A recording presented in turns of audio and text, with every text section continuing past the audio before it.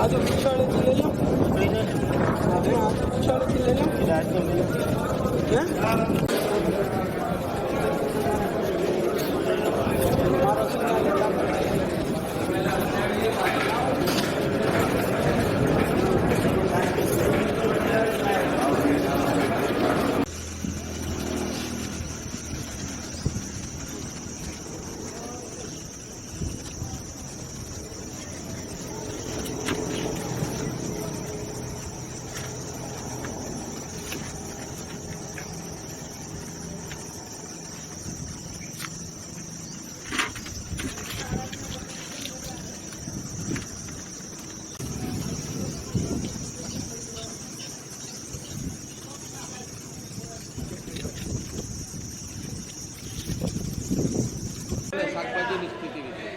જીતેન્દ્ર ઈસરાણી ધોરાજી શાકભાજી વિભાગની અંદર આજે શાકભાજીની પુષ્કળ આવક છે.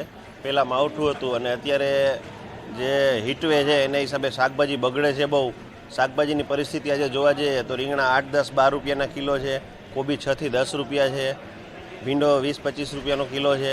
આજે શાકભાજી પહેલાં માવઠું હતું અને અત્યારે હીટવે છે તો બગડે છે બહુ. ખેડૂત લઈ આવે છે પુષ્કળ પ્રમાણમાં, પણ વેપારી પાસે માલ રહેતો નથી. હીટવેના હિસાબે માલ ખરાબ થઈ જાય છે.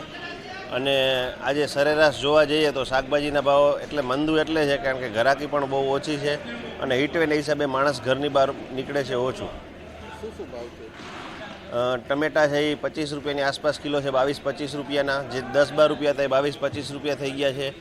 કોબી 6 થી 10 રૂપિયા છે, ટમેટા 15 થી 25 રૂપિયા છે.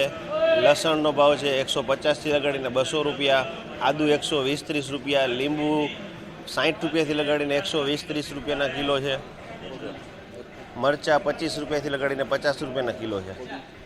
કોબી જે 6 થી 10 રૂપિયાનો કિલો છે. કોથમરી 25-30 રૂપિયાનો કિલો છે. હીટવે અને જે પહેલાં માવઠું હતું ને અત્યારે હીટવે છે એના હિસાબે માલ ખરાબ બહુ થઈ જાય છે, બગડી બહુ જાય છે, એના હિસાબે થોડાક ભાવ છે. મારું નામ ઈસરાણી રવિ, ધોરાજી માર્કેટિંગ યાર્ડ. ધોરાજીમાં શાકભાજીની પુષ્કળ આવક છે પણ લેવાલી કોઈ જાતની નથી, કારણ કે તડકો અત્યારે એટલો છે કે 45-46 ડિગ્રી તાપમાન છે.